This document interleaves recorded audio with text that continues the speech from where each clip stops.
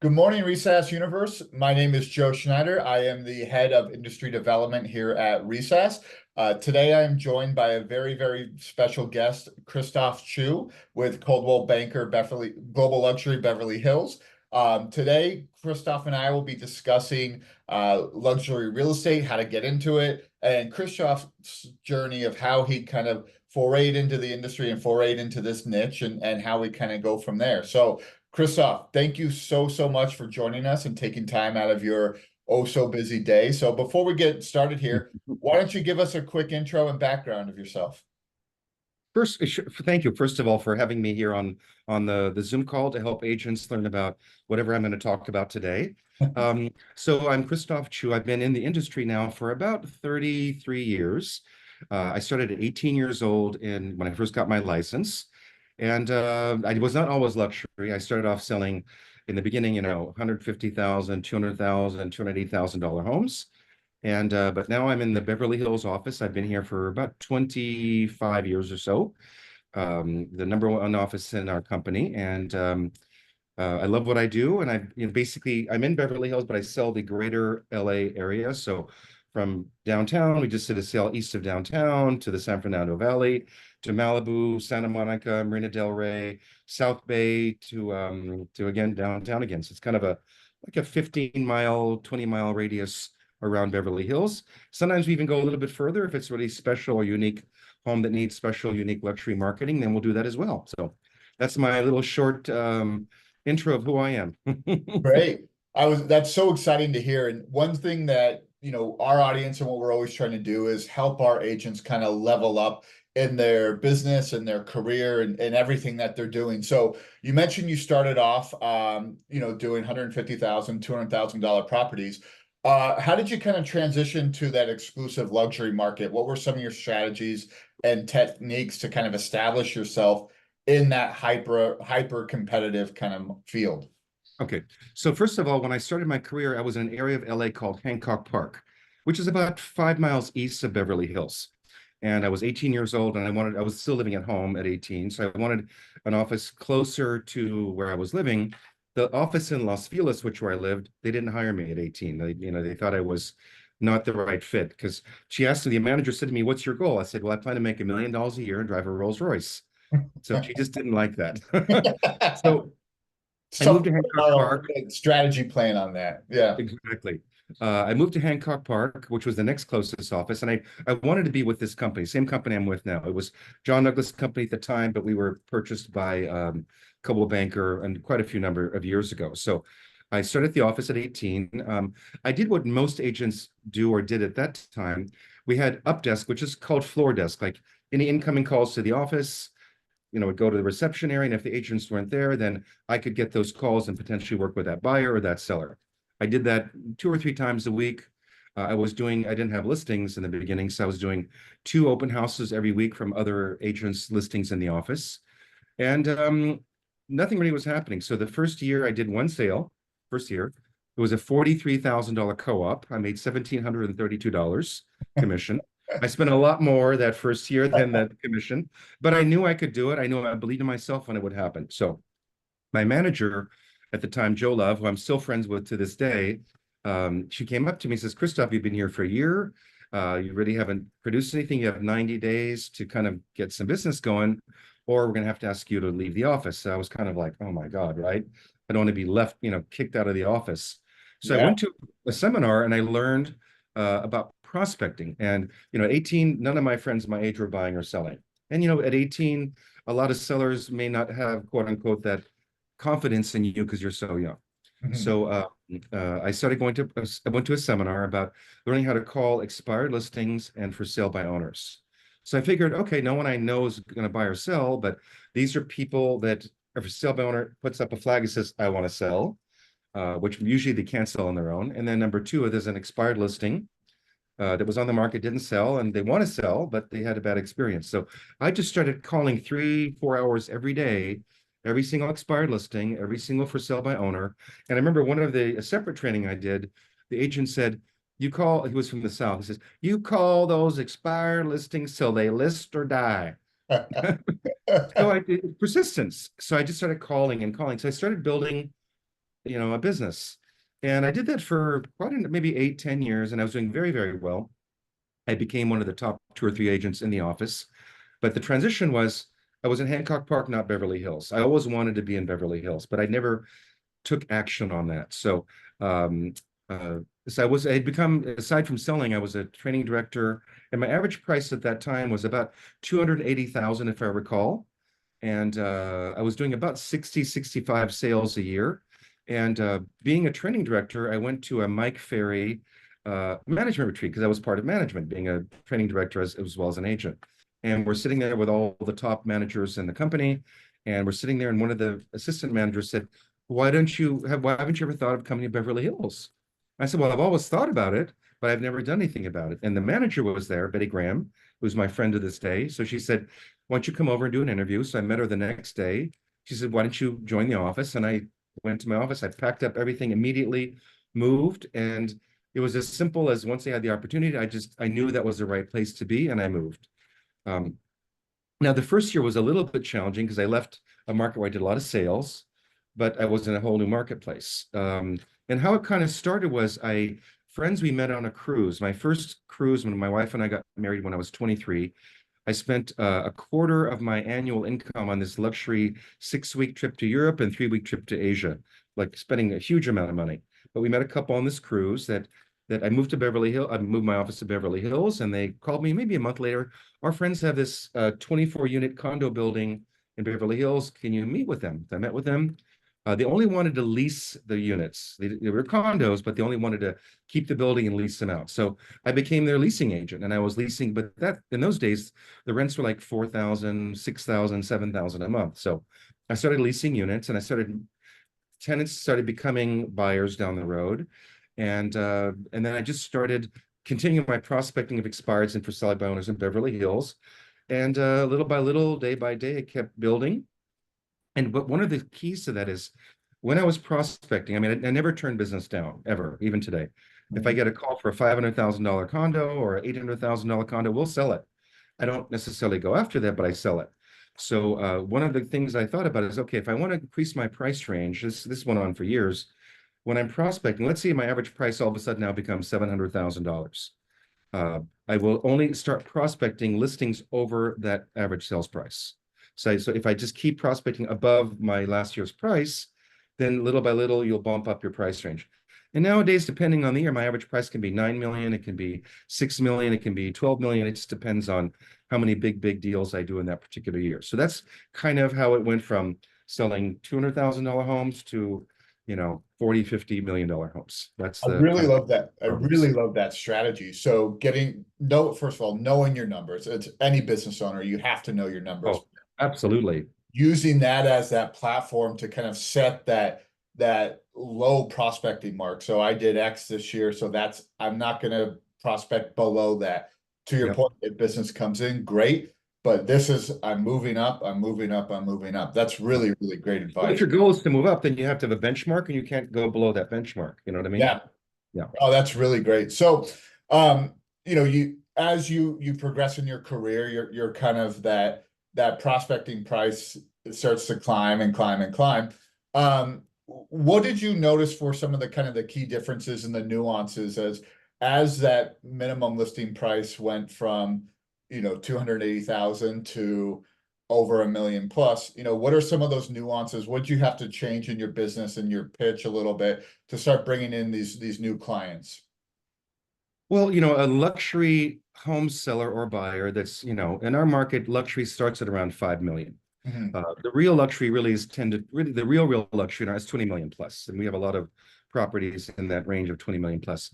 But, I don't look at it specifically like who's what and what price range. It's all about the client and who they are and what they are. Like when I'm meeting a new client, I do research on them. Like, who are they? Are they a banker? Are they a doctor? Are they an artist? Are they a musician? Are they an actor, actress? Because you have to tailor your presentation to a way that is comfortable for them, that they want to work with you. If Yeah. I go to a banker or an attorney and I'm all acting all touchy feely and oh, you got to feel this way, and that's not going to work.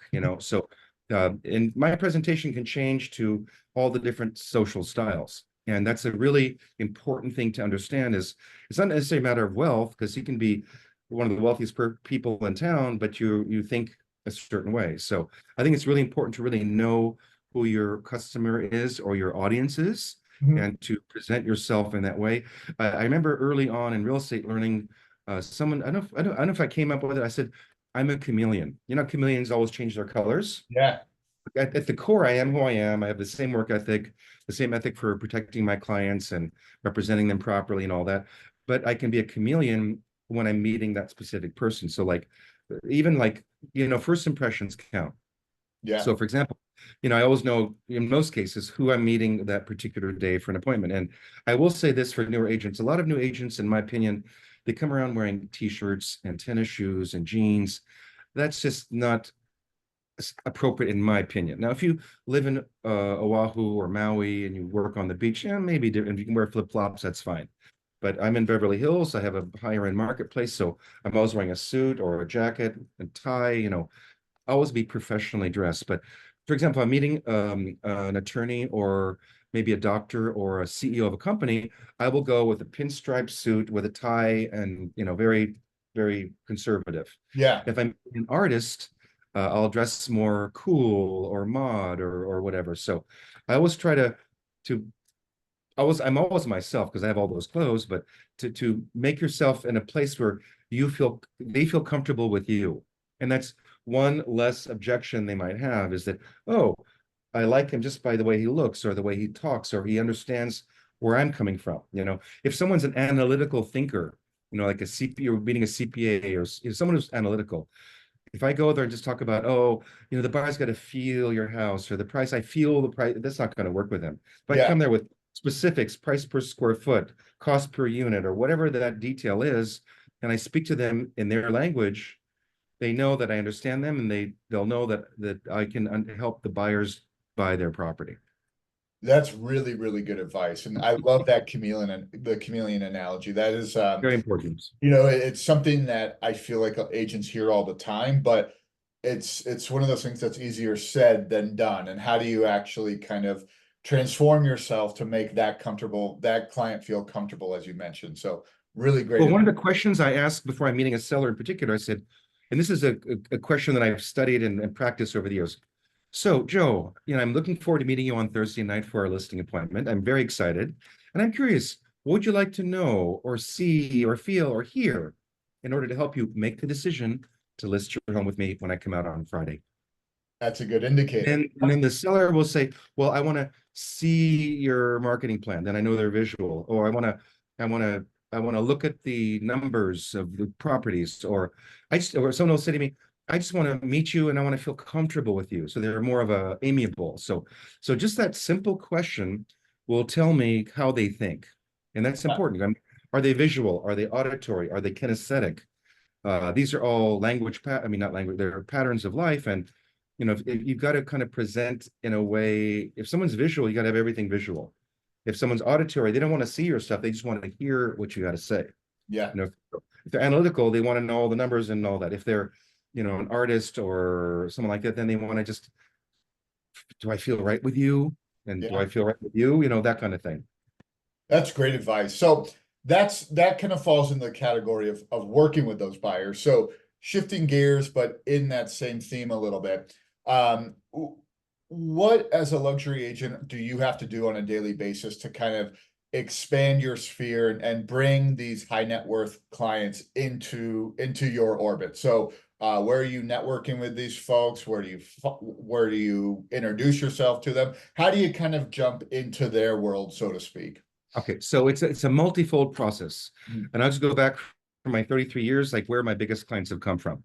Mhm. I've always said, when you do what you love and you follow your heart, just be yourself. People will be attracted to you. Now, I've always loved luxury. I didn't come from luxury. My mom was a hairdresser. My stepfather worked at a rare bookstore. So they were not rich people. They were just average family, living in a two-bedroom house, that kind of thing. Yeah. But I always, remind me of the question again. I'm sorry, took my train of thought. No, you're going right down that Oh, road. So want to meet the people. how Okay. do you work with these folks and how do you find these folks and bring them into your kind of Okay. your So profession? first of all, you have to be authentic about I always wanted to be luxury, even though I wasn't rich to be luxury. But Mhm. starting at 12 years old, I had, you know, five, six, seven jobs. I cleaned apartments. I valet parked cars at 16. I worked as a cashier at Dupar's restaurant. I worked at the Hollywood Bowl I mean, I had many jobs because I wanted to make money to live a good lifestyle. Yeah, So I definitely, worked the work ethic. But so I think I was 23 when I got married, and I'd made 250,000, I think, that particular year, or close to 300. So we were getting married, and I said, I believe you have to spend money to make money. And I figured I don't mind working 300 and 30 days in a year to spend 30 days, on a great vacation. So we booked this luxury cruise and all that, went to the best hotels in Europe, first class, everything. And as I mentioned earlier, we met a couple on this cruise, on our honeymoon cruise. We're sitting on this ship, the Crystal Harmony, I remember, and met a couple sitting next to us. So we met them, and they were from Beverly Hills, the only other couple from the area. And we met, and they're the ones that sent me that first referral in Beverly Hills. It started kind of my Beverly Hills career. But when you immerse yourself in what you love, I love food, fashion, travel, great hotels. So when you do those kind of things, you tend to meet people that are like-minded, yeah, and have to have money to do those things. Second thing is I physically moved my office to Beverly Hills. That's you have to be your office has to physically be in the area you want to sell. mhm, Then we moved our residence from we were living in South Pasadena, which is about 20 miles east of Beverly Hills. And I did commute for, I don't know, 8 or 10 years from South Pasadena. We moved our home here to the west side. So I'm now here. So I go to the farmers market in Beverly Hills. I go to the regular market in Beverly Hills. I go to all the restaurants. Everything is now better. So you see people, you meet people.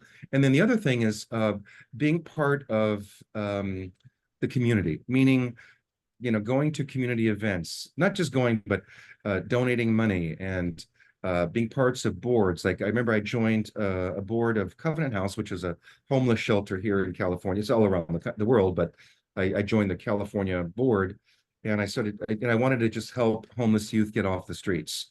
So by doing that, and people that are rich are very philanthropic in most cases. So when they see you doing things like that, they like that, number one. And then once you start making money, and they say to you, "Oh, would you come and buy a $2,000 person or $5,000 person ticket for our charity event? We're raising money for, the Heart Institute or whatever." Then you got to do that. You got to participate. So, you may spend $10,000 on two tickets for an evening tonight.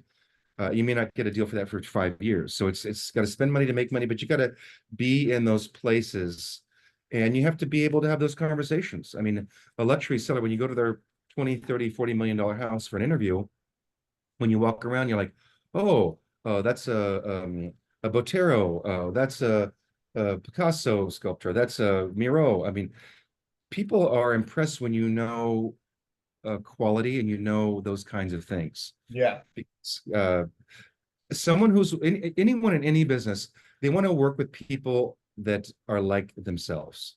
So if they feel like you're like them, of course, I'm not at their level of wealth, but you're like them, they're friends, you go to the same events that they go to, that kind of thing. And also another aspect to that is, my office is a block from Rodeo Drive in Beverly Hills. I love clothes.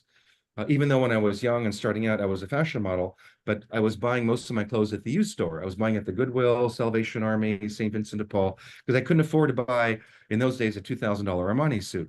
I mean, now I can. It's more than 2,000. But I would start shopping at all the stores on Rodeo Drive or Neiman Marcus and Saks. You start shopping there. You start buying a lot there. Then you get invited to the private parties. And then by going to private parties, you meet other people who shop a lot, that you have to have money to shop, right? yeah. And you go to the private dinners or the private cocktail parties or the weekends that they put together for their best customers. And then you meet other people. And when you're spending 3 days in a destination place where they have, lunches and black tie dinners and lots of fun events, you really get to know people, and they know you, like you, trust you, then they'll do business with you. So it's all of those things. I mean, there's, I'm sure, other ones as well, but those are all part of it. That's really, really great. So summing it up, be seen where these folks are congregating in these Yes. philanthropic circles, in these nonprofits, in these gala fundraising events. Be in the area that they're in, be interested in the things that they're in, and I think that's an important distinction is a lot of people will try to sometimes fake that interest and say, oh, that's a great Monet, but it's a Picasso painting. You can really, really lose credibility in a second. So be Yeah, you genuine. cannot fake interest. You cannot. But for Exactly. example, I mean, I know a lot of newer agents, especially now the market's been challenging, don't have the budget for these things. However, I mean, I've never done it, but like, let's say you like to drink wine. That's something you really enjoy and you know Mhm. about wine. Well, I would look up all of the wine auctions in your area. Like when they have a wine auction, go to the wine auctions, see who else likes wine. I don't know, just you like to play golf, you know, go play golf, meet people to play golf. They usually have more money because it costs money to play golf, right? You play Yeah. tennis, whatever you love to do yourself, you're authentic about it. And then other people are authentic about it. And then like, oh, what do you do? And then you start developing relationships because you have similar interests, you know? Yeah. That's great advice. So switching gears a little bit, the luxury real estate market is tied into so many other different factors than just real estate, as you know. So as the financial markets go, real estate kind of follows in the wavewind. And if the financial markets are turbulent, then the real estate markets are going to be turbulent, more so at this high end level than it would be at more the medium price level. So how do you kind of stay involved and up to date on the trends? What are you looking for in terms of, what's happening today that might impact the market 6 months down the road or 12 months down the road? Or is there a quick solution to something that's happening kind of in the overall financial market now that we should jump on? So that's a great question. First of all, you have to really, really know your stuff. Yeah. There's quite a few levels to that. Number one, I haven't discussed it before, but I've had a real estate coach since I was 20 years old, meaning nonstop for what I'm 55 now. So for almost 27 years, I've Mhm. been paying someone to coach me in real estate every single month consistently for that entire period of time. So with coaching, I talk to my coach once a week. We can communicate as we have a coaching call once a week. We communicate in the meantime. And I go to the programs. I go to a lot of educational programs. Before COVID, it was once a month. Now we're getting back to like once every month or every 2 months. But I go to Inman Connect. I go to our luxury Coldwell Banker events. I go to our Coldwell Banker events. I go to Tom Ferry events. I used to go to Mike Ferry events for 10, 12 years. Mhm. I go to Brian Tracy events. I go to I forget all the names of all the people I go to, but I go to a lot of events. I'm always, always, always learning. And also, I mean, nowadays and that was one thing, I didn't go to college. I was 18 years old, got out of high school, didn't go to college. So I figured I didn't go to college, but I was working. So I thought, well, my car will be my college education. So in those days, I started listening to all the different speakers. So it was, cassette tapes, and all I would listen to is cassette tapes in the car. Then it was CDs, and now it's Bluetooth iPod podcasts, right? So education is number one important thing. So I'm still educating myself. I'm going to a 3-day conference at the end of this month. I was at one 2 months ago, so I go quite often. I do webinars and attend webinars, like I'm doing this webinar today with you guys. But I watch webinars. I go to them quite often. I go to anything I think that will help my business. I Mhm. use another company called Keeping Current Matters. It's a Yeah. company that agents can subscribe to. I think I don't know what the cost is, but basically every day I get 2 or 3 emails with, pertinent articles that are related to the national market, the local market. So there's a lot of things but I have to always be learning. Every day I check our daily MLS hot sheet. I have to look at what are the new listings, what are the price changes, what are the things that sold, what went off the market. I have to really know what's going on in my local market. And then another important thing, especially in the luxury market, is we still do what's called broker caravan.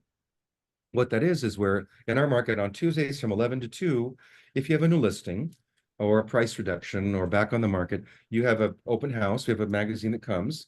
And so from 11 to 2, I go out there and I preview all the properties. I don't preview like a $600,000 condo, but I preview all the luxury properties because, our market is so vastly different. You can have a $50 million house next to a $5 million house. So if I go see all the properties personally and not just look on the MLS and the photos, and I feel it, I can see the proximity of the neighbors and really see what the views are really like and all that. And then that way, when I go to get a listing call for a next door neighbor, oh, I know the houses and I've seen all the ones that have sold, all that kind of thing. And as an example, like how I broke in the luxury market, and I started going higher in price. And my first big one was from a conference. I was from a Mike Ferry conference way back in the day. Mhm. An agent I knew from Hawaii met me and we became friends. I got a random call one day. This is, gosh, 21 years ago. So it was a lot of money. So he says, he's in Hawaii. He says, I represent the bankruptcy trustee for Honolulu, and they have the largest bankruptcy uh, residential home they want to sell in the history of bankruptcy court. Wow. It was a house here in LA in Bel Air. It was $5.6 million. Well, I listed it and I sold it, of course. So that came from a conference, right? So I don't just learn at Wow. the conferences, I get referrals. And then my next, this is related to knowing the luxury market. My next big listing, which was 30 million, which was 17 years ago, um, I would buy a lot of jewelry for my wife from a lot of stores, but this store in particular, became friends with the owner. And like I said before, she would have maybe a couple times a year parties at her home, and she'd invite her best customers, of course.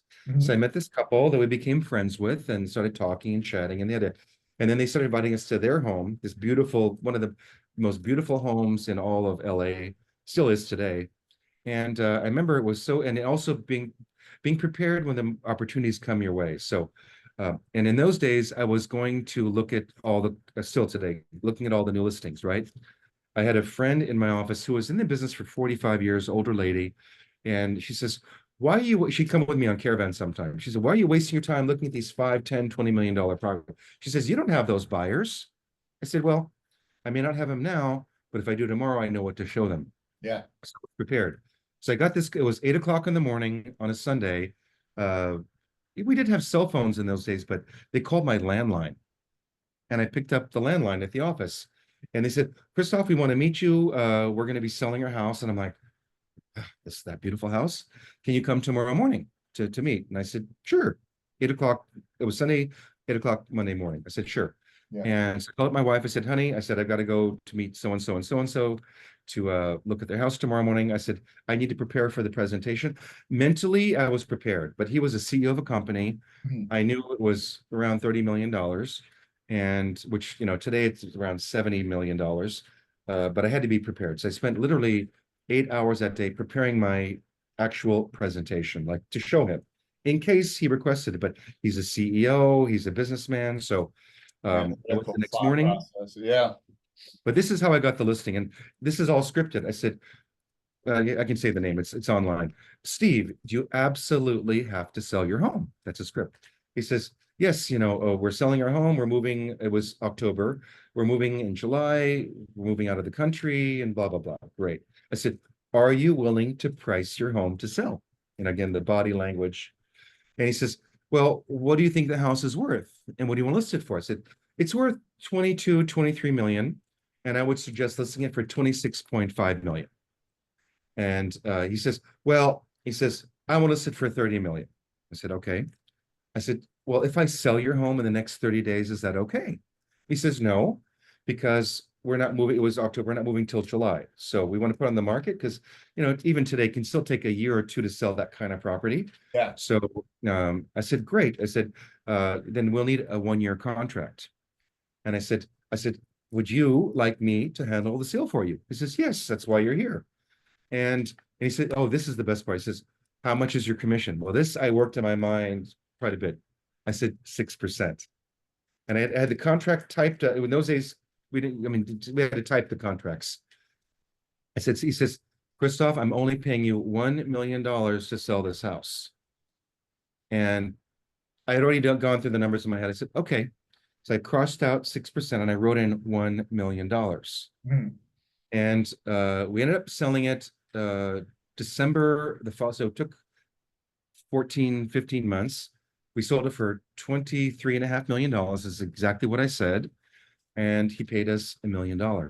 But I was prepared, and I had all the presentation ready. I had seen all of the houses in the neighborhood. So I knew exactly what it was worth. But so preparation, they say, Christoph, you're so lucky. Well, luck is being prepared when opportunities come your way. Yeah. So I'm always prepared. And if I put myself out there enough, the opportunities will come my way, and maybe I'll be lucky enough to get it. That's incredible. Kind of tying this all together in just the way that you prepare for these listings, the way that you prepare yourself for it. It's such an important kind of aspect because the high net worth individuals, no matter which industry that you're in, they are these same types of people. The CEOs wake up at 5 a.m. They read the news. They're sending their emails by 6 a.m. They're people that are in gear all the time, Yep. really.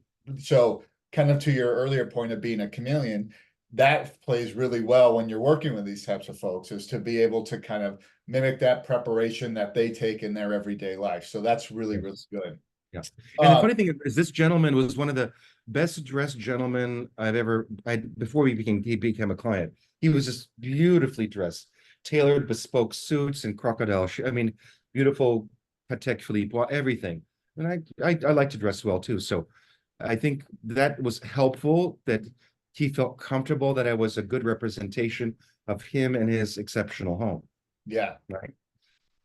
Yeah, you have to look the part to be able to execute on the part. Absolutely. Yeah.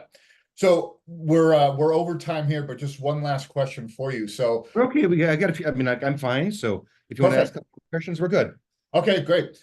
So kind of shifting gears one more time. So, you've kind of walked us through the how and the what, but what are some of the tools that you use when you are marketing these luxury properties? Obviously, these these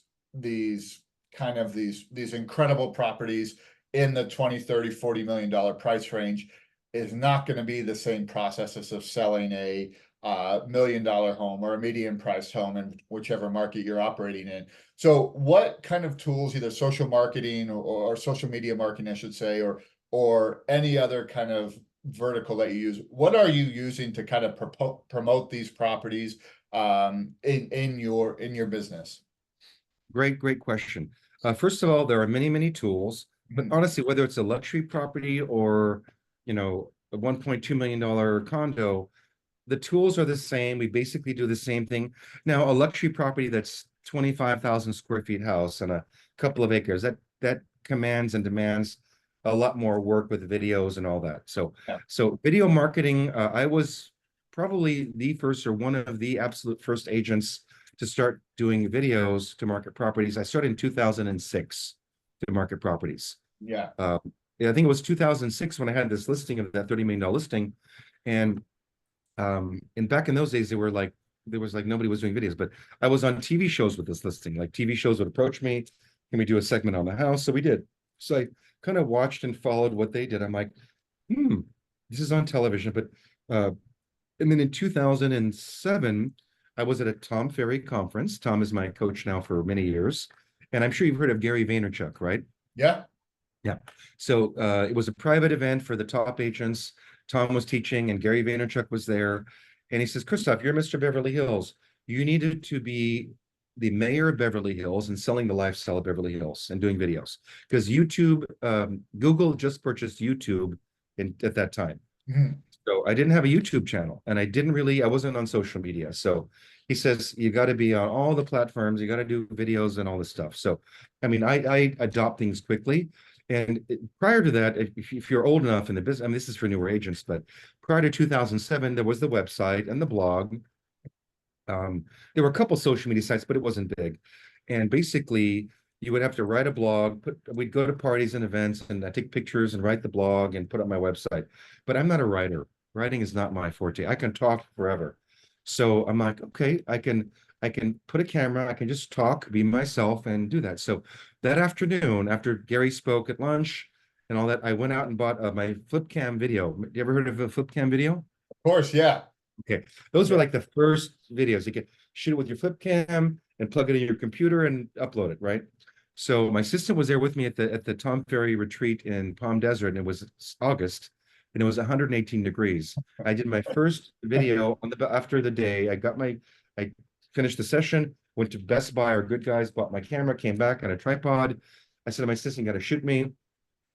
Was wearing a white linen suit, I think with a green shirt on the balcony in Palm Desert. And I said, what the heck am I doing in the middle of Palm Desert in August and 118 degrees, learning, growing, helping my clients. That was the first video I ever did. So, and then I started doing property videos. And I think in 2008 or not, maybe a year later, I got a call from a video company. They were students at UCLA Film School, USC, and they wanted to do a video. So we did our first major helicopter tour video of the most expensive homes in Los Angeles. Wow. They were at the time 100 million, 150 million. And we literally spent like 3 days shooting this. We went online and I started doing property videos. So I just kind of, when I see a concept I like and it really resonates with me, I do it. Yeah. And video was that. And so video marketing is primary. Once you have a video nowadays, you can, have a long form video for YouTube. You can cut it up into short segments for reels and, posts on, it goes all over. So we're on every single platform out there. So by the way, you guys, if you're brand new or not brand new and you want to learn about social media marketing, not to say I'm perfect with it, because I'm always learning and growing and testing, just Christophe Choo. There's only one Christophe Choo in the world that I know of. So search me on all the platforms, follow me, like my pages, and you can see what I do.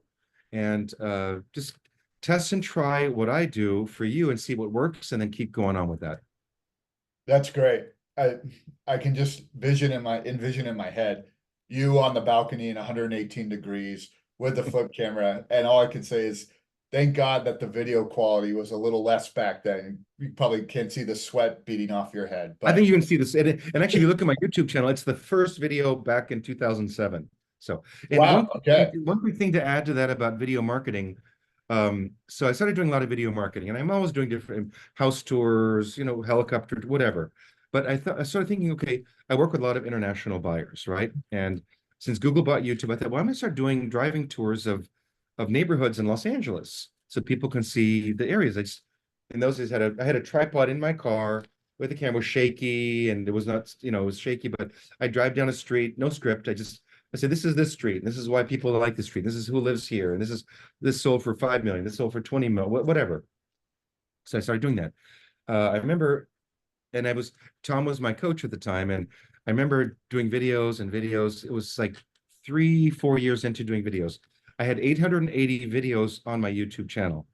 And every week with Tom, I'm like, Tom, I keep doing videos. I keep doing videos. I need to monetize this. Because I want to do something, I want to monetize it, right? Yeah. He says, keep doing what you're doing. It's going to happen. Just keep doing it.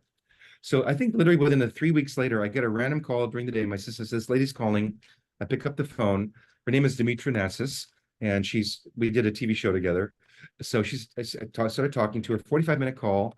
They had a house in Bel Air. They wanted to buy a bigger house for whatever reason. And I said to her, and I was asked, I said, well, I'm curious, how'd you find out about me? I did a Google search of Bel Air real estate. She said, I saw 2 of your videos. I said, really? Which videos? She said, I saw your driving tour of Stone Canyon Road, and I saw that video. And then I saw your helicopter tour of all the most expensive homes. I said, so why did that make you call me? I said, 2 reasons. She said, number one, if you'd spend that much money to do a helicopter video, you'd spend money to market my home. And number 2, she said, on this video tour of Stone Canyon, it's a canyon. So on the video, I said, it's a great area. It's very rustic. It's very country. I said, but if you're a sun lover, it may not be for you because the sun will rise 3 or 4 hours later in the morning and will set 3 or 4 hours earlier in the afternoon because you're in a canyon. Mm. She said, you were honest. They were in escrow on a $10 million house on that street. And when they came at 3 o'clock in the afternoon in the summertime, the pool was shady because there was no sun. So she says, well, my husband and I want to meet with you to interview about working with you as a broker. So I'm like, meet with me as a buyer. So I had to go at 8:30 at night on a Monday to meet them at their home in Bel Air. So I met them at their home in Bel Air. I had a 3-piece pinstripe suit because I checked out who the husband was. He's one of the biggest commercial lawyers in the country. He's a partner in a huge law firm, which I was quite surprised that a real estate commercial lawyer in a law firm, his wife called me for a potential listing. Yeah. I met with him. I had my 8.5 by 11, 8.5 by 14 yellow legal pad, which attorneys use. Yeah. So I go in there with my pinstripe suit and my tie. I said, Mr. Natsis, do you mind if I take notes? No. I started asking question after question after question. About 20 minutes into the conversation, I said, Mr. Natsis, if you don't mind, I said, I like you, do you like me? He says, yes. I said, great. Well, let's just forget all these questions. Let's just get started and find you the right house. He says, well, Christoph, he says, my wife decided to hire you the first time she talked to you on the phone. I said, well, what am I here for? I said, I just wanted to meet you in person. Well, long and short of it is, uh, 30 days later, they bought a house for over $10 million. I sold their house for almost $5 million. They gave me a referral. Anyways, I've done 36, $38 million in transactions with them and their Wow. referrals since that from 2 videos. Yeah. Oh, I absolutely love that story because as a newer agent and how we started off this interview, you mentioned that it took you, you made $1,700 in your first year in the business. that's right. And monetization is something that it takes a while. And being new in this industry, you don't just start closing deals the second you get your license. You have to work and work and work, and you can't cut corners. There's no shortcuts. So That's right. doing the right things at the right time and doing them for the right reasons pays dividends down the road. And that's an incredible example of how these things might not seem like they're necessary right now, or you might not Right. see the bigger picture or understand what this little action, how that will reverberate into this bigger thing. But you have to do the small things. And I Now, want to just kind of end this with a couple of things of just mindset. Look, I've been in for such a long time. We all have ups and downs and ebbs and flows in our life and business, right? So as an example, when I got that $30 million listing in 2006 or seven, the 4 months prior, that was the first time in my career, for 4 months, I had not closed a single deal. I don't know what was going on. I was coaching with Tom, so every day every week I'm on the phone with Tom Ferry, and I'm like, what am I doing, Tom? I'm at the office every day. I'm making my phone calls. I'm calling. Nothing's happening. Nothing's happening, and I was getting discouraged, like really, and like almost depressed.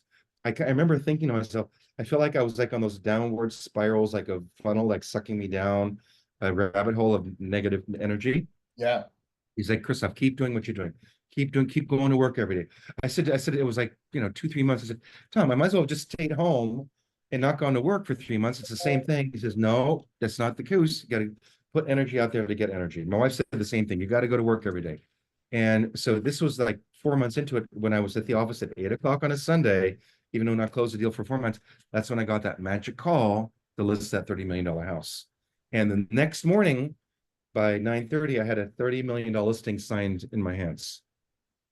And I'm like, well, how am I going to pay for the marketing? Because I had, gone through 4 months of no income. But luckily, the company saw it was a great property. They backed me up. They supported me with the marketing, and we sold it. And the company made $1 million. I mean, overall made $1 million yeah, uh, on selling it. So have the right mindset. Every day to this day, I do affirmations every single morning. I have a 9 o'clock affirmation partner. We spend 10, 15 minutes going over affirmations together. I think about like releasing all the negative thoughts, worries, fears, concerns I have. I focus on all the things I'm grateful for every day, being alive, having a home, a roof over my head. Yeah, I mean, there's so many food to eat, yeah, electricity, hot and cold water. I mean, every day I'm so grateful for even the worst days where things are really bad. There's always something to be grateful for. So keeping your mindset strong, affirming what you want, being grateful for everything, no matter what's going on, and keep moving forward. I mean, forget the BS and the trauma and do you want to live in your problems and trauma and drama, or do you want to put that aside and focus on where you're going to go? I remember yeah, Anthony Robbins years ago said, when you're worried or upset, take your worries, put them in a little box. So I literally do that. Okay, I'm upset about this. So let me put this in a little box over here, put it down here for now. It's a visualization. Let it go, and let me focus on what I can do, who I can help. So just kind of my last little thought to help inspire some new agents to don't get discouraged or worried. If you have to work 2 jobs part-time to start your real estate career, hey, when I started, I had 2 or 3 jobs while I was selling real estate. yeah. Uh, this is what I did just to have money to pay my car insurance, whatever. So believe in yourself and do the right thing and keep moving forward. Perfect. One last question, and it kind of piggybacks off of that. Yes, This industry, like you said, it ebbs and flows. It can be the highest of highs and the lowest of lows. So, absolutely. you've All in had, 2 hours. yeah, exactly. You've had this incredible arc in your career. So, at what point, and this could be from a financial perspective, this could be from a just kind of your confidence perspective, at what point did you feel like you made it and you belonged in this luxury niche? And how did you realize that? Oh, I've never been asked that question after so many interviews. That's a really interesting question. I always felt I belonged instinctively, even though I didn't have the money in the beginning. I had used clothes, but they were good used clothes. I always felt I belonged. But in the luxury niche, I think once you start selling some properties at that level, then your peers in the industry start seeing you in a different way. Yeah, When I did my first helicopter tour video, nobody else was doing videos. And I got a lot of lawyer calls from agents and lawyers from agents and lawyers from sellers about the video. I said, you know what? There's so much people upset about this video. That means I'm doing something right. People are noticing it. So, you got to take risks. yeah, I mean, nothing, what I mean, like to hurt someone or anything like that. But, you know, I remember one of the lawyers were talking with our lawyers and like, well, your helicopter tour showed the back of their property, the ingress and egress to their house. And I said with the lawyer didn't say, the lawyers were on the call with me. I'm like, I know what you're talking about. You go to Google Earth right now, you type in that address, you can zoom right into the backyard and the yeah, terrace of that house. So look, they never sued me because they couldn't sue me. There was nothing, but they threatened, you yeah. know. So, anyways, I don't know if That's that answers your question, but Oh, it does. It does 100%. And like I said, it's kind of a piggyback from the last question. So, Christoph, you have been so generous with your time. I know that everything that you shared with us here will really help some of the newer agents in the industry break into this luxury market in whichever market that they're located in. And again, on behalf of Recess, I want to thank you so much for your time and for those folks on the call here or reviewing this at a later date. Uh, Go to Christoph's social channels, follow his videos, learn from what he's doing, and like Christoph mentioned, figure out kind of that arc and then put your own spin on that. You have to make this your own. So and I love Recess. I remember Tom, the founder of the company. I was one of his first members, and we were at the NAR convention launching the app and the program. Be part of everything, be involved, get involved with things. And Joe, let's do this again. I really enjoyed this. You're a great host, and you ask wonderful questions that I've never been asked before. So that's a unique talent because most of the time it's always the same questions, but you've asked some different things. So I hope this brings value to you guys. You can reach out to me via email, via text, via social media, and I'm happy to help any way I can. And always think of me for referrals for anywhere in LA. If I can't help that particular client, I know who can help them. So I'm here for you. Christoph, thank you for your time again, and we'll take you up on using you again for another interview. So thank Perfect. you so much and have a great day. Thank you, Joe. Perfect. Best wishes, everyone.